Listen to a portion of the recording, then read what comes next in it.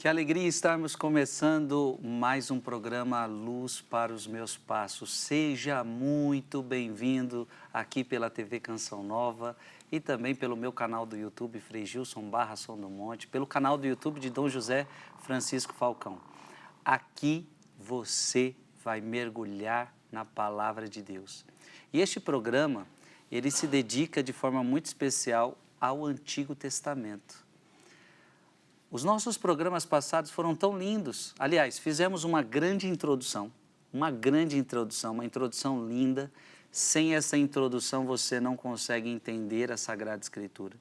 E depois, nós fizemos uma série sobre o pecado original. Foi maravilhoso. Se você perdeu, está tudo no meu canal do YouTube, está tudo no canal do YouTube de Dom José Francisco Falcão. Vale a pena você entender o que a Sagrada Escritura fala sobre o pecado original. Gente, nós estamos entrando numa nova série. As prefigurações de Cristo no Antigo Testamento. Nosso estudo é Antigo Testamento. Cristo já foi prefigurado no Antigo Testamento? Será que Cristo já foi prefigurado no Antigo Testamento? É isto que nós vamos estudar, é isto que nós veremos. E eu quero que você prepare o seu coração, abra o seu coração, pegue a sua Sagrada Escritura, seu caderno de anotações e prepare-se, porque eu tenho certeza que vai ser lindo demais. Deus te abençoe, seja muito bem-vindo. Antes de tudo, quero acolher Dom José Falcão em nosso meio. Dom José, é muito bom ter o senhor aqui. Nós precisamos de um mestre que nos ajude a encontrar o que tem no Antigo Testamento de prefiguração de Cristo. E o Senhor, eu tenho certeza que vai muito nos ajudar. Deus abençoe sua vida, Frei Gilson. É um prazer estar aqui. Dom José, um tema muito bonito, muito importante. Nós cristãos não podemos ler a Sagrada Escritura sem Cristo.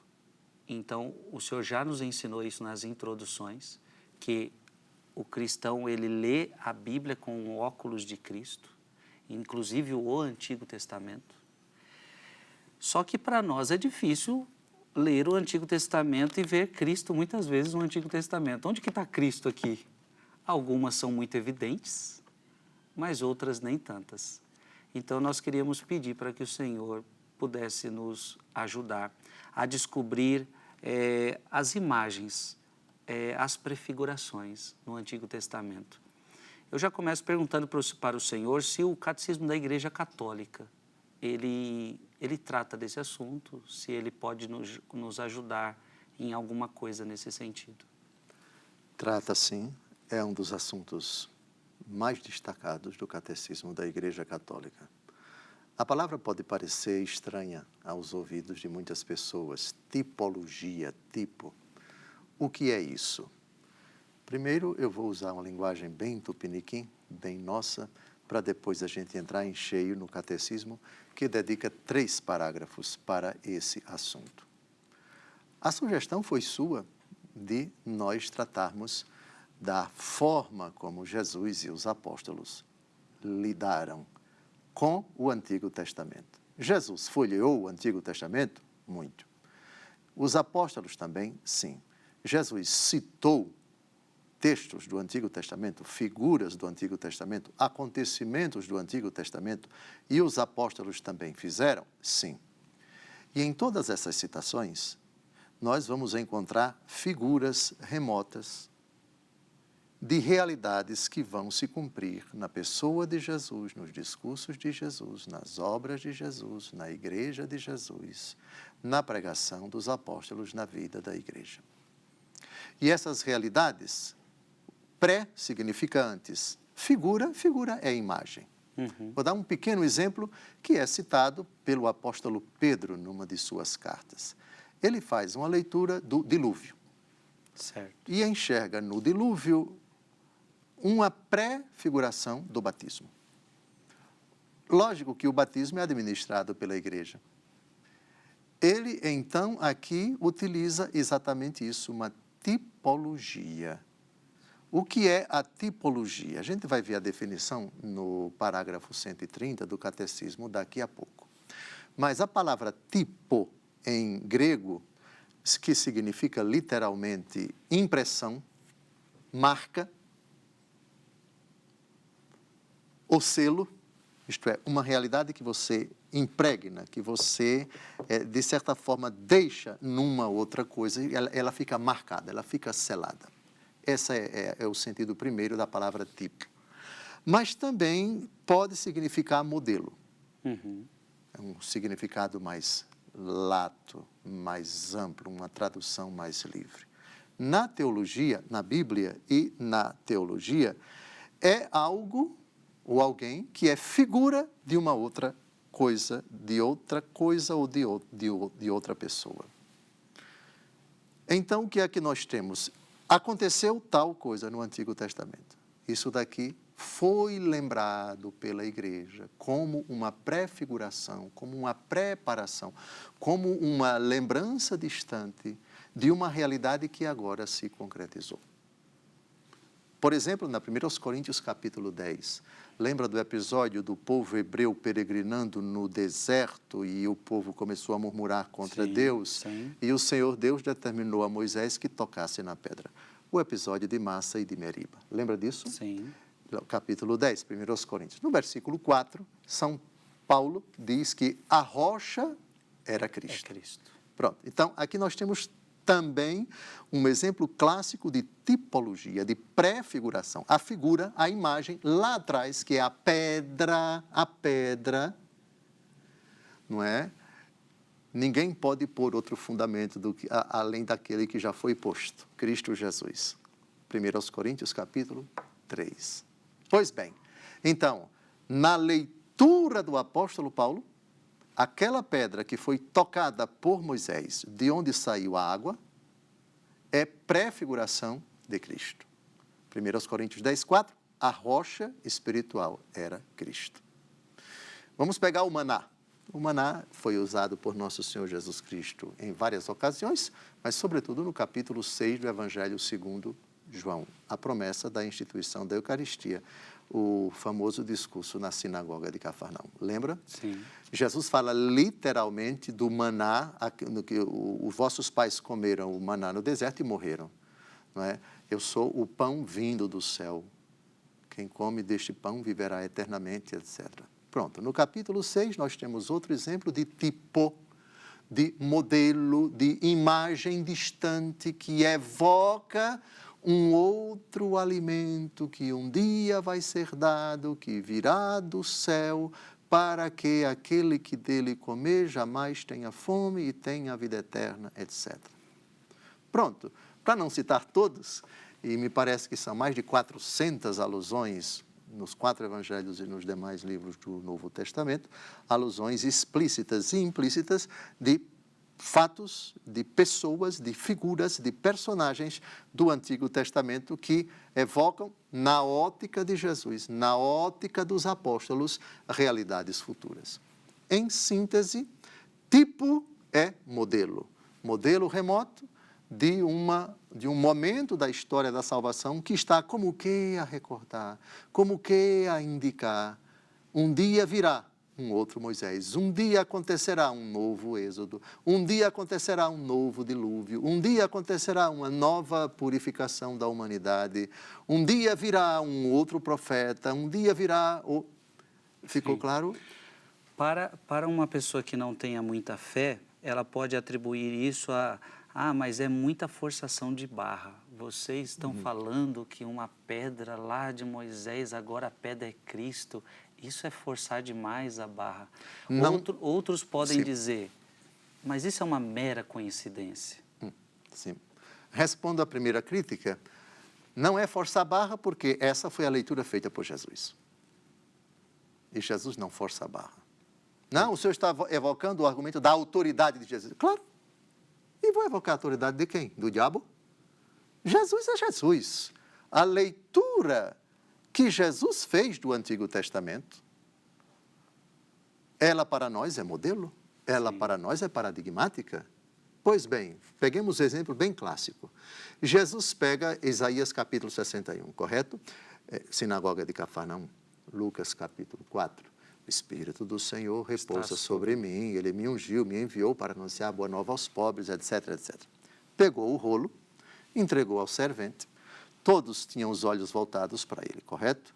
Qual foi a frase de Jesus? Hoje essa se palavra cumpriu se cumpriu. esta parte da Escritura que vocês acabaram de ouvir. Pronto.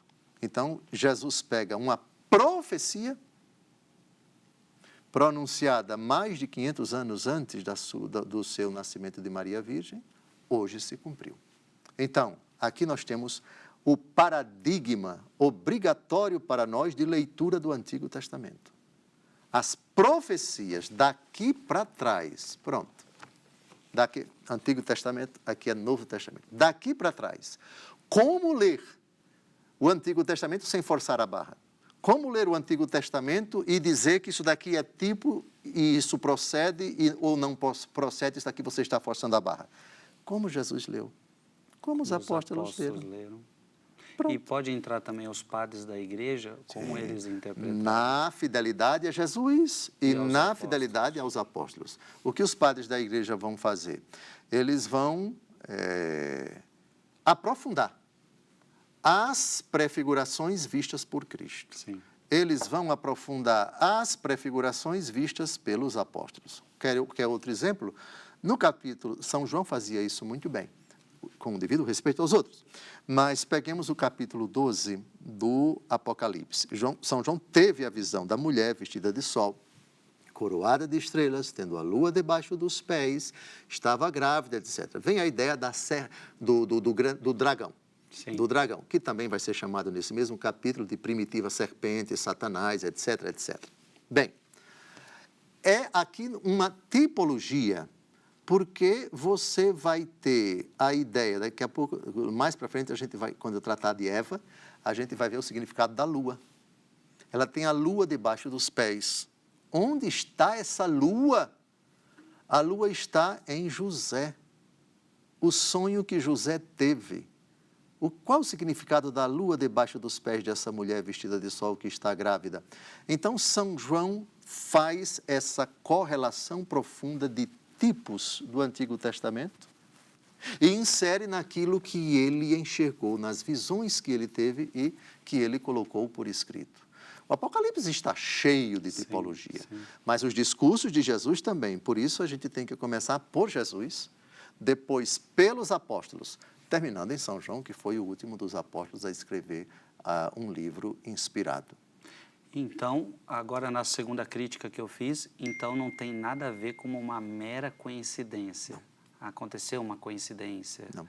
Aliás, essa palavra nem tem na Bíblia, essa palavra nem faz parte da teologia católica, essa palavra coincidência, algo fatídico, algo de sorte no sentido pagão do entendimento dessa palavra, sorte no sentido de destino existe, mas sorte no sentido de casualidade, não de causalidade. Sim. De casualidade. Foi um acaso. Não existe acaso, não existe coincidência. O que existe é providência. Providência. Providência, sim. Antes de a gente ler o Catecismo da Igreja Católica, eu também preciso esclarecer uma questão ao nosso povo. Muitas vezes, até mesmo aqui no nosso programa, o Senhor afirmou que quem nos trouxe a Sagrada Escritura foi a Igreja. Sim. Mas alguns alegam, como entender assim? Mas o Antigo Testamento não foi a Igreja. O Antigo Testamento nós herdamos dos nossos irmãos judeus. Então, como que o Antigo Testamento foi a Igreja que nos deu? Como enxergar o Antigo Testamento? O Antigo Testamento é a prefiguração da igreja. O povo eleito da antiga aliança é prefiguração da nova comunidade dos eleitos em Cristo Jesus. Tanto é que o povo de Israel orbita e está alicerçado em 12 alicerces, as 12 tribos. Sim. Portanto, o antigo povo de Deus. Aqui nós temos uma prefiguração da igreja. Certo. A antiga aliança que narra a história de um povo que é a união de 12 tribos. Uma delas, a tribo de Judá, para nós é especialíssima.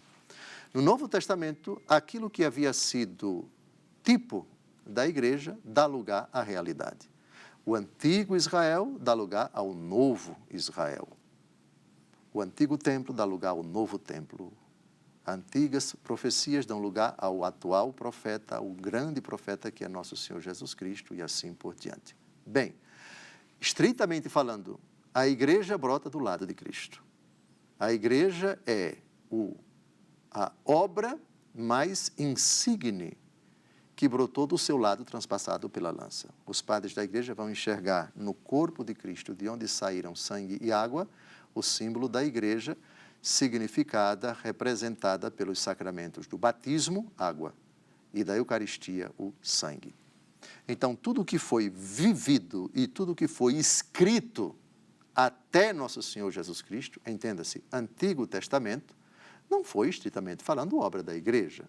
A obra da igreja escrita é a obra dos 27 livros do Novo Testamento. Mas você pode considerar a igreja prefigurada no Antigo Testamento. E essa imagem aparece no Catecismo da Igreja Católica. A igreja sendo prefigurada, a igreja sendo preparada, Sim. O povo de Deus sendo preparado, para que do ventre de uma judia, da tribo de Judá, viesse o Deus encarnado. Portanto, prefiguração da igreja, preparação da igreja. E tudo aquilo que integra a história dessa prefiguração, dessa preparação, os livros inspirados do Antigo Testamento, estritamente falando, não são obra da igreja.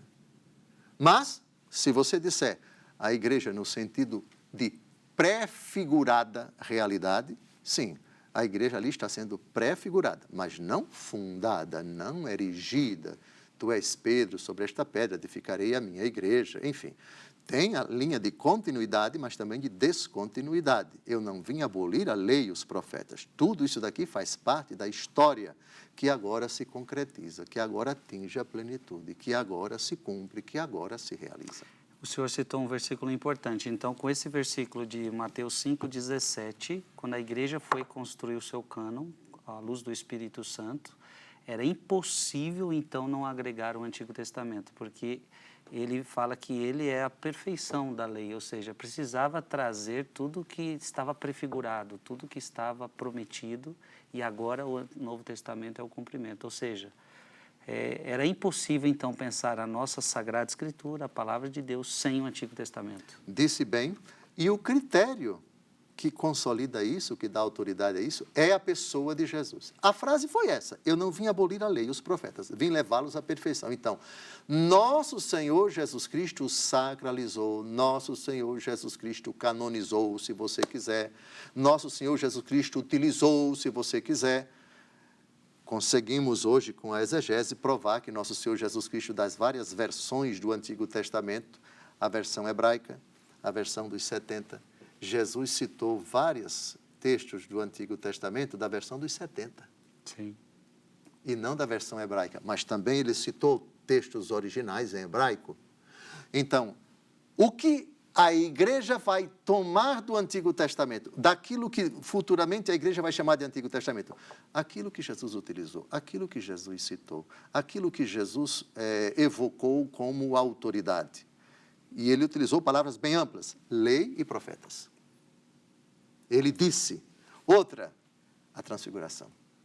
A transfiguração é uma das provas mais contundentes, visíveis, de fato, de fenômeno, diga, milagre, claro que é milagre, mas Jesus não quis se transfigurar na presença de nenhuma pessoa que escreveu algo que não era judeu, mas ele quis se transfigurar entre o grande legislador, que escreveu muito e que evoca toda a lei, e na presença de um profeta que não escreveu nada, mas que representa, porque era o maior, ele é o maior, não escreveu nada, mas é o maior, e que subiu ao céu num carro de fogo, mas representa toda a tradição profética. E o que é que quais as duas palavras que podem sintetizar todo o Antigo Testamento? Lei e profetas. Qual foi o material utilizado por Jesus para dissipar as dúvidas de Cleofas e seu companheiro? Jesus partiu lei e profetas, explicando as Escrituras. Então, as Escrituras para Jesus palavra de Deus, sagrada palavra de Deus, canonizada palavra de Deus. E os apóstolos obedientes a Jesus fizeram a mesma coisa. Então, olhando para os discursos de Jesus, para os atos de Jesus, para a impostação de Jesus quanto a livros sagrados, ele utilizou, pelo menos em 2 ocasiões, lei e profetas. E na transfiguração, ele não deixou dúvidas. Portanto, essas 2 figuras, Moisés e Elias, representam tudo o que nós chamamos hoje de Antigo Testamento. Para a igreja, pronto, é a primeira parte do que mais para frente vai se tornar a Bíblia Sagrada. E se Jesus falou que eu não vim abolir, se nós tivéssemos abolido, nós teríamos traído a Jesus Cristo. Traição. Tem aquela passagem, eu não sei se o senhor vai lembrar, o senhor é bom nas memórias, que ele fala que veio cumprir inclusive os Salmos, ele veio para cumprir, nele se cumpre inclusive os Salmos. É verdade. E eu acredito que é no diálogo com Cleofas e seu companheiro, o episódio de Emaús, Lucas capítulo 24. Frei Gilson, leia o versículo 44. Lucas 24, 44. Depois lhes disse, isto é que vos dizia quando ainda estava convosco.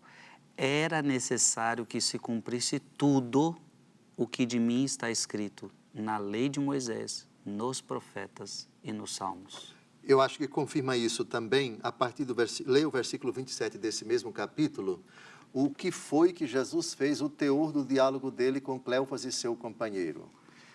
E começando por Moisés, percorrendo todos os profetas, explicava-lhes o que dele se achava dito em todas as Escrituras. Pronto, então Fantástico. Foi uma leitura tipológica, não é? Olha, isso daqui falava a meu respeito. Isso aqui foi profecia a respeito de mim. Esse oráculo aqui acabou se cumprindo porque se cumpriu assim, assim, assim. Deve ter sido o diálogo bem assim. Mas Jesus sempre centrado. Antigo Testamento e o que aconteceu. O oráculo e o que se cumpriu. E vocês, gente sem inteligência, ele diz, né? Ó, gente sem inteligência, tapadinhos, versículo 25. Eles estavam como que cegos, eles nem reconheceram Jesus, nem se lembravam das Escrituras. Jesus aqui, digamos que fez uma grande leitura tipológica, o que nós estamos fazendo, começando a fazer agora.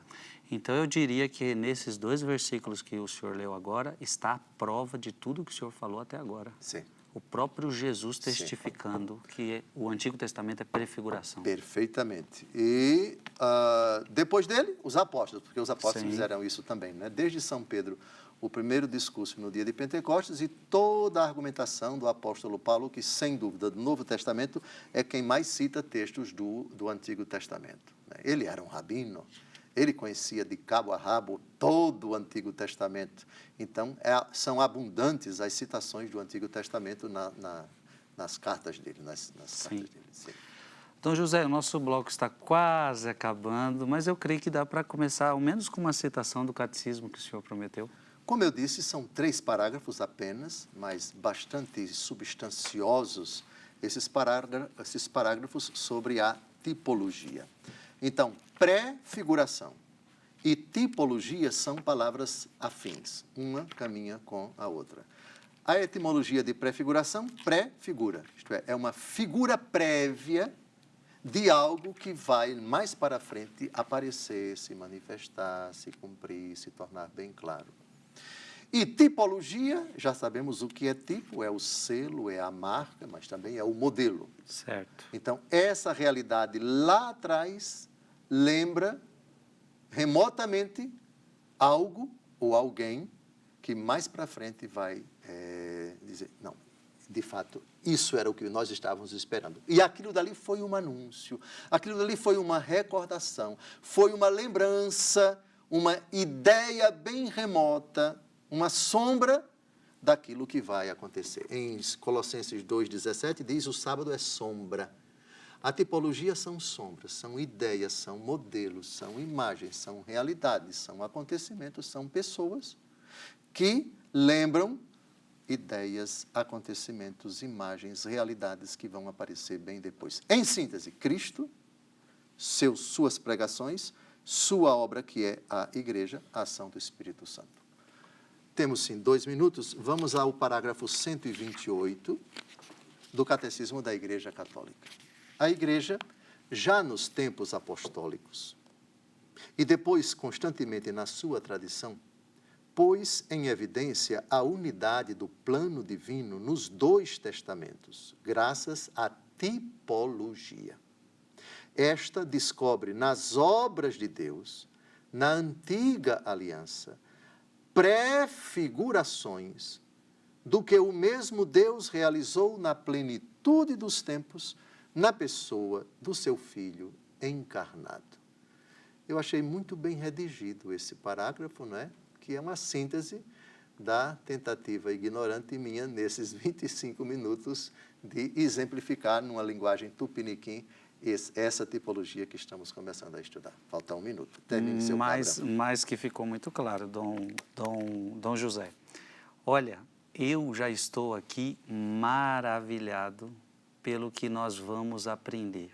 Eu amei o tema sobre o pecado original, foram vários programas, e para mim vai ser muito importante ver no Antigo Testamento as prefigurações de Cristo. Então você prepare-se. Lembra que você muitas vezes abriu a Bíblia? Eu não estou entendendo nada, o Antigo Testamento para mim não diz muita coisa. Agora vai começar a fazer um sentido enorme, tá? Então acompanha a gente nesses programas, porque eu tenho certeza que agora vai ser lindo você encontrar Cristo no Antigo Testamento. Vai ser lindo e muito especial. Então, um breve intervalo e a gente já retorna.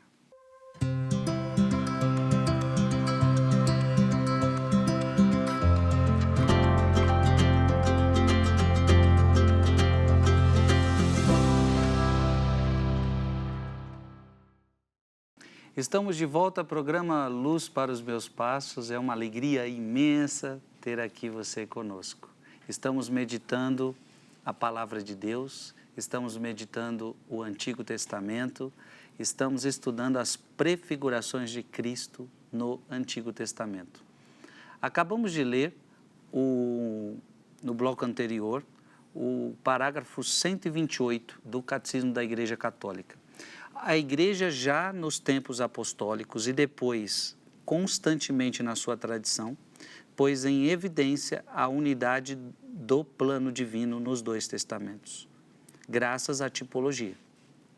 Esta descobre nas obras de Deus, na antiga aliança, prefigurações do que o mesmo Deus realizou na plenitude dos tempos, na pessoa do seu Filho encarnado. Ô Dom José, o senhor já leu esse texto para nós, mas o próprio catecismo ele traz aqui 3 citações bíblicas. Elas com certeza trazem algum aprofundamento a este parágrafo. Trazem. No texto da 1 aos Coríntios, São Paulo faz uma reflexão sobre o episódio do Êxodo. Na verdade, o povo já está no deserto em direção à terra prometida. É o episódio em que o povo murmura porque está sem água e Deus ordena a Moisés que toque na pedra. Sim. Todos esses episódios vão ser interpretados são aqui interpretados por São Paulo, que é o autor da 1 aos Coríntios, como prefigurações. E uma delas, no que toca à rocha, é Cristo. Vamos dar uma olhada na 1 aos Coríntios, capítulo 10, versículos de 1 a 6, porque o texto citado pelo Catecismo é o versículo 6. Mas para que a gente entenda o versículo 6, vale a pena a gente ler já do versículo 1. Então, São Paulo aqui utiliza essa clássica pedagogia que é do próprio Jesus, aprendendo de Jesus. A igreja, aqui, São Paulo, a igreja primitiva, faz uma leitura tipológica do Antigo Testamento. Não quero que ignoreis, irmãos, que os nossos pais estiveram todos debaixo da nuvem, que todos atravessaram o mar. E todos foram batizados em Moisés, na nuvem e no mar. Pronto, então, essa transição é símbolo do batismo. Batizados em Moisés. Continue.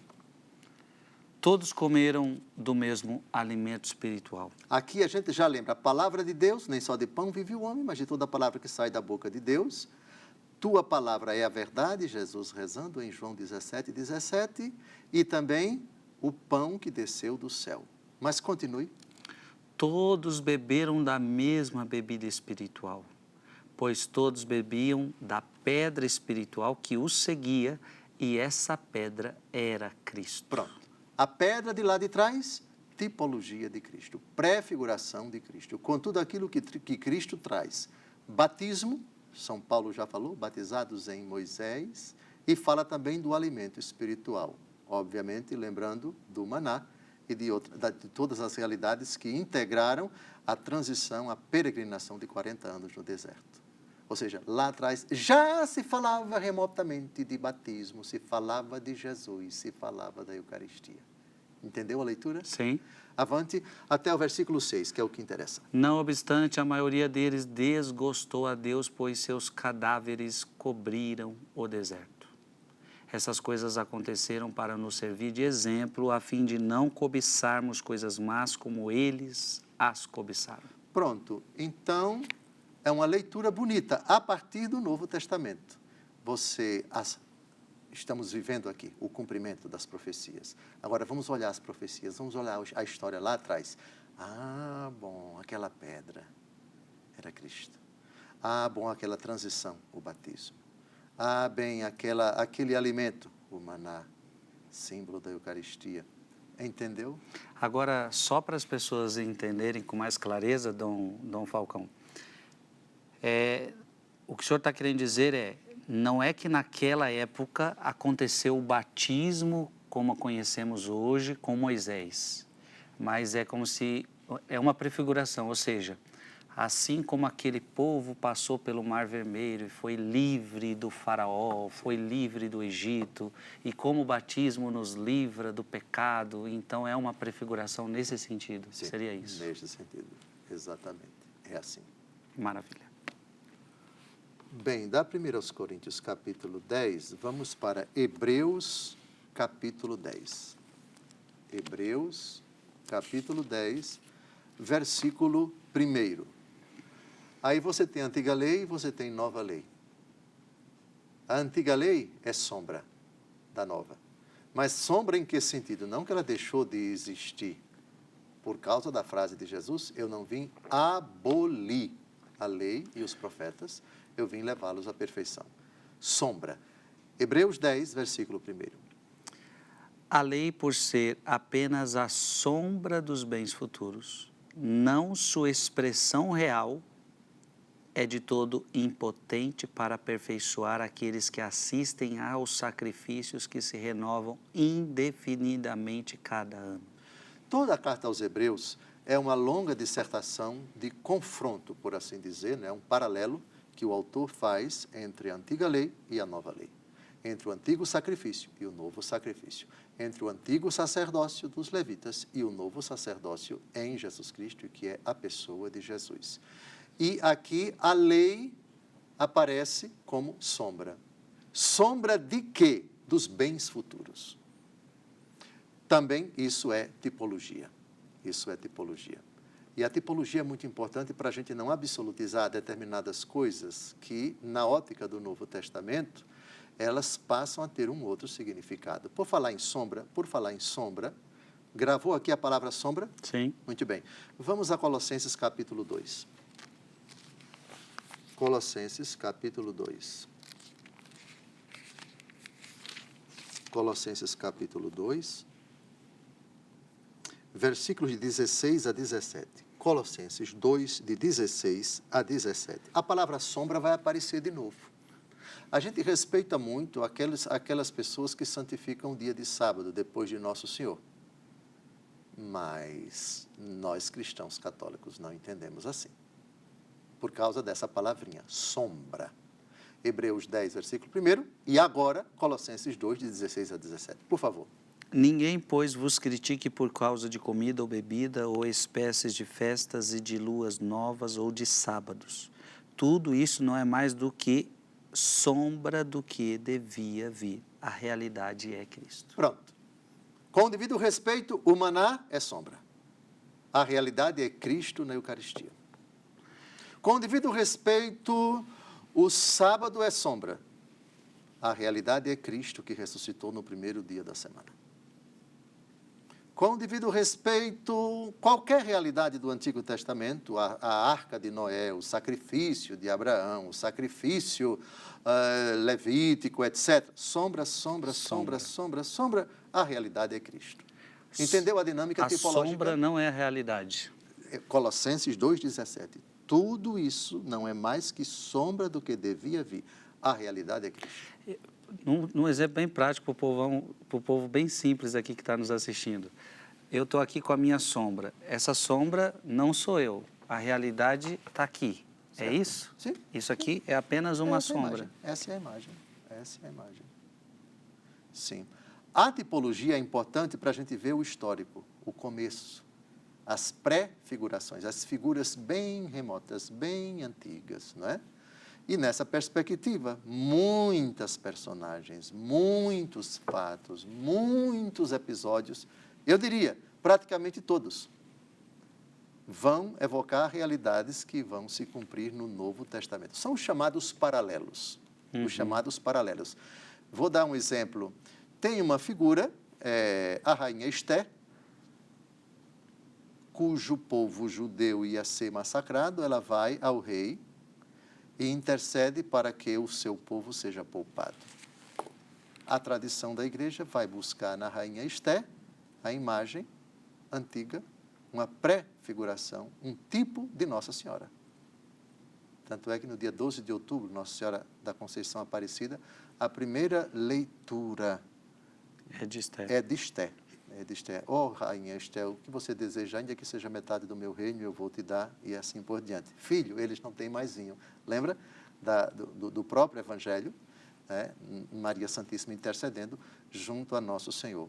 Sim, então, os acontecimentos, praticamente todos, você encontra ou nos lábios de Jesus, ou também na pregação dos apóstolos, e também nos padres da igreja. O que é bonito, a gente vai vendo a tipologia lá atrás, aquela figura, aquele acontecimento é sinal, evoca esse acontecimento, essa passagem, essa pregação de Jesus, esse milagre, esse fato, essa instituição e assim por diante.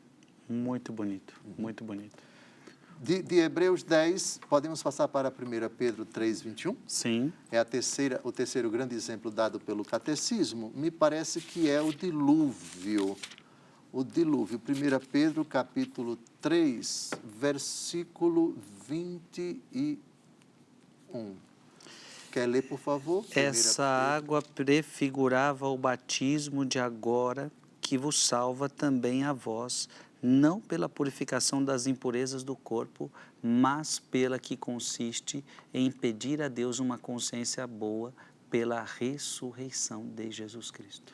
Esse episódio da Arca de Noé, o dilúvio, São Pedro aqui faz uma leitura pré-figurativa, uma leitura tipológica. Ele enxerga aqui uma prefiguração do batismo, uma prefiguração também da igreja, porque quem administra o sacramento do batismo é a igreja. E poucas pessoas se salvaram. Número 8, 7 mais 1, 7 é a plenitude, o 1, você acrescentando a plenitude mais 1, você simboliza a eternidade. Por isso, muitos batistérios de muitas igrejas católicas, eles são octogonais, têm 8 lados, exatamente por causa desse versículo. Sim. Mais um exemplo. Inclusive o verbo, repito mais uma vez, essa água prefigurava. Mas o versículo que o senhor se refere é o do 19 ao 20, é isso? Sim. O que tem 8 pessoas está no versículo 20, né? E quando Deus aguardava com paciência enquanto se edificava a arca, na qual poucas pessoas, isto é, apenas 8, se salvaram por meio da água. O batismo salva, o batismo é necessário para a salvação. A água do dilúvio no tempo de Noé, então, passa a ser prefiguração das águas batismais. E, obviamente, que a arca, onde as pessoas se salvam, quem crê e for batizado será salvo, quem não crê será condenado, a arca é prefiguração da igreja. Prefiguração da igreja. Sim. Muito bonito tudo isso. Perfeito. Vamos agora ao segundo parágrafo do catecismo, sobre ainda a prefiguração, a tipologia no catecismo da Igreja Católica. Vamos ler o parágrafo 129. Os cristãos leem, pois, o Antigo Testamento à luz de Cristo morto e ressuscitado. Esta leitura tipológica manifesta o conteúdo inesgotável do Antigo Testamento, mas não deve fazer-nos esquecer de que ele mantém o seu valor próprio de revelação, reafirmado pelo próprio Jesus, nosso Senhor. Aliás, também o Novo Testamento requer ser lido à luz do Antigo. A catequese cristã primitiva recorreu constantemente a esse método. Segundo um velho adágio, o Novo Testamento está oculto no Antigo, enquanto o Antigo é desvendado no Novo. O Novo está oculto no Antigo e o Antigo está patente no Novo. Repare aqui que bonito. Eu não posso ler o Antigo Testamento sem o Novo, mas a recíproca também é verdadeira. Eu não posso ler o Novo sem fazer alusão ao Antigo Testamento. É Santo Agostinho isso daí. Exatamente. Questões sobre o Heptateuco, questões sobre o Pentateuco. Sim, sim, sim. Então, veja como as duas coisas se unem. Uma prefigura, a outra realiza. Nós estamos lendo a leitura que cumpriu, mas cumpriu o quê? Vamos lá atrás. Então, é uma volta para confirmar o que você está vendo, o que você está ouvindo, etc, etc. E por outro lado, vamos fazer uma leitura do Antigo Testamento, mas lembre-se que quem ilumina o Antigo Testamento é o Novo, e não o contrário. Então, a leitura de trás para frente é de prefiguração e realização. A leitura de frente para trás é de afirmação, e aqui está a fundamentação. Não era preciso que tudo isso acontecesse para que se cumprisse os profetas? O que é que Jesus faz com Cleófas e seu companheiro? Ele faz, olha, isso daqui que vocês não estão conseguindo enxergar, isso precisa ser visto à luz do Antigo. E Jesus mostra as profecias. Sim. Certo? Agora, também um movimento oposto. De quem é que esse salmo está falando? Davi, o Senhor disse ao meu Senhor, assenta-te ao lado do meu direito, etc.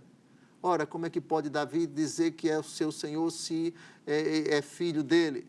Jesus faz a leitura do movimento inverso. Parte do Antigo Testamento para dizer, isso daqui, que na ótica de vocês não quer dizer nada a meu respeito, na verdade está falando de mim. Então, nós podemos dizer que é uma coisa só. Antigo Testamento e Novo Testamento é uma unidade que não tem como separar. Sim. Por outro lado, é uma unidade que tem uma especificidade. A primeira são profecias, e algumas das quais não estão claras. Essas profecias encontram o seu cumprimento no Novo. Sim. Porque se você disser que é uma unidade, uma identidade de testamentos, não é possível, porque você não vai encontrar provas explícitas, por exemplo, da Santíssima Trindade no Antigo Testamento. Sim. Então, você tem prefiguração, anúncio e cumprimento. Depois você tem o cumprimento, que é o dado, o ápice da revelação, mas você só pode compreender o ápice se você remontar à história, ao processo, à história da salvação, à preparação, à prefiguração que vai desde o faça-se a luz até a pessoa de Jesus. Um requer o outro, um completa o outro, um supõe, um exige o outro e vice-versa. Então, o que ficou claro é que o Antigo Testamento só pode ser lido à luz de Cristo morto e ressuscitado. Isso também é importante. Exato. Cristo morto e ressuscitado. E uma palavra que me chamou a atenção também é que o Novo Testamento está oculto no Antigo Testamento. Ou seja, por isso que também às vezes é tão difícil de encontrar ali, porque está oculto. É preciso um estudo, é preciso a sabedoria do Espírito Santo para você conseguir ver. Fundamentalmente, a pregação de Jesus, a pregação dos apóstolos. Então, por isso a importância, por exemplo, de você ter uma Bíblia com um aparato crítico, com devido respeito às demais, eu estou aqui com a Bíblia Ave Maria. Nós vamos pegar aqui o livro do Cântico dos Cânticos, tá bem? Muito bem. No livro do Cântico dos Cânticos, você pega aqui qualquer capítulo, muito bem, e aqui na frente você encontra um textozinho do lado direito ou do lado esquerdo, uma citação do Novo Testamento. Aham. Aí você vai lá e confronta. Epa, então essa passagem foi utilizada por Jesus ou pelos apóstolos em algum dos seus discursos. Vamos então fazer a leitura, vamos fazer a comparação e assim por diante. Você pega um outro texto, sei lá, a Virgem conceberá e dará à luz um filho. Onde é que está isso? Isaías, capítulo 7. Você pega uma Bíblia com um aparato crítico, com notas de rodapé ou notas ali laterais. Vamos ver aqui o que é que o Novo Testamento diz dessa profecia. Epa, Lucas, tal, tal, tal e tal. Vamos pegar aqui um exemplo bem curioso, bem curioso. Jeremias capítulo 15, versículo 10. Dê uma olhada, por favor. Jeremias 15. Capítulo 15. Jeremias capítulo 15. Versículo 10. Versículo 10. Por favor. Ai de mim, ó minha mãe, que me geraste, para tornar-se objeto de disputa e de discórdia em toda a terra. Não sou credor nem devedor, e, no entanto, todos me maldizem.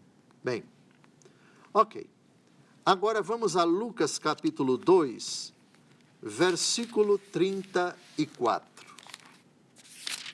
Você leu Jeremias 15, 10, não foi? Sim. Pronto. Vamos a Lucas 2, 34. Lucas 2, 34. Simeão abençoou-os e disse a Maria, sua mãe: Eis que este menino será destinado a ser uma causa de queda e de soerguimento para muitos homens em Israel, e ser um sinal que provocará contradições. Dê uma olhada, veja bem. A pessoa que conhece o Novo Testamento lê Jeremias 15. Ai de mim, minha mãe, porque tu me geraste, homem de disputa e homem de discórdia para toda a terra. Sinal de contradição. Um homem de disputa. O que é disputa? Eu estou de um lado, penso de uma forma. Estou disputando com outros que pensam de outra forma. Sinal de contradição. Uns gostam, outros odeiam. Uns amam, outros detestam. Então, veja, lá atrás nós temos uma tipologia. O profeta está dizendo homem de disputa, homem de discórdia por toda a terra. De quem é que o profeta está falando? Meu Deus, quem é esse homem de disputa? Frei Gilson, Lucas 2, 34? Lucas 2, 30. Quem é esse homem de disputa? Simeão abençoou-os e disse a Maria, sua mãe: Eis que este menino está destinado a ser uma causa de queda e de soerguimento para muitos homens em Israel. Pronto. Percebeu? Ou seja, essa profecia tem um quê de remota alusão a nosso Senhor. E a ajuda você descobre na hora, pelo menos na Bíblia Ave Maria, você tem uma citação aqui para você conferir, Lucas 2, 34. Aí você passa a enxergar essa profecia numa outra ótica, numa outra perspectiva. O profeta aqui está falando de Jesus, Agora, o homem da contradição. Uma pergunta para o senhor. Eu posso dizer que, ao mesmo tempo, essa palavra diz respeito a Jeremias, porque está no contexto de Jeremias, mas como a palavra de Deus ela tem um significado muito maior do que aquele contexto, então ela também prefigura Cristo, é isso? Perfeito, perfeitamente. Eu vou dar um exemplo, Jeremias capítulo 20, versículo 7. Vamos ler a leitura, vamos fazer a leitura bem devagar, e eu quero que Vossa Reverendíssima diga qual foi a frase de Jesus que lembrou essa profecia. 27. Veja, primeiro o contexto. Jeremias está sofrendo muito, está se sentindo traído, etc, etc. E ele faz esse desabafo. Jeremias 20, versículo 7, leia. Seduziste-me, Senhor, e eu me deixei seduzir. Dominaste-me e obtivestes o triunfo. Sou objeto de contínua irrisão e todos zombam de mim. Ok. Muito bem. Seduziste-me, Senhor, e eu me deixei seduzir. Poderia dizer qual foi a frase que Jesus dirigiu a Deus Pai, que lembra essa frase? Quando foi que o Pai seduziu Jesus? Se possível, afasta de mim este cálice. Todavia, Não faço o que eu não quero. se faça a minha, mas a tua vontade. Ou seja, tu me seduziste, ó Pai. Uhum. Tu foste mais forte do que eu, mas não me pressionando, porque eu, ao obedecer à tua santa vontade, eu fui seduzido por ti. Pronto. A profecia de Isaías tem uma conexão com a frase de Jesus, o seduzido pelo Pai no Jardim das Oliveiras. Tudo basicamente do Antigo Testamento, se você enxergar, tem alguma frase, algum fato, algum momento, alguma circunstância do Novo Testamento e na vida de Jesus que você diz, isso aqui é uma profecia. Mas falta 1 minuto e meio. Trate de concluir, seu cabra. Gente, está maravilhoso, está maravilhoso. Você está gostando deste programa? Programa bom demais. Você está mergulhando na Sagrada Escritura. Minha gente, aproveita, aproveita. Aproveita porque é um programa rico, é um programa de muitos ensinamentos, é um programa que... E este programa em especial faz a gente mergulhar no Antigo Testamento. Isso é bom demais. Eu, particularmente, tenho muito mais dificuldade no Antigo Testamento do que no Novo. Eu creio que a maioria das pessoas. É muito mais fácil a gente ler o Novo Testamento do que o Antigo Testamento. E a gente está aprendendo que, aqui está a questão, eu só posso ler o Antigo Testamento à luz de Cristo morto e ressuscitado. Aqui está o segredo, aqui está a chave e aqui é o que Dom José vai nos ensinar agora, a ler o Antigo Testamento à luz de Cristo. Se prepare, os programas próximos serão maravilhosos. Divulgue esse programa para o máximo de pessoas que você puder. Até semana que vem. Vamos pedir a bênção de Deus. Abençoe-vos Deus Todo-Poderoso, Pai e Filho e Espírito Santo. Amém. Amém.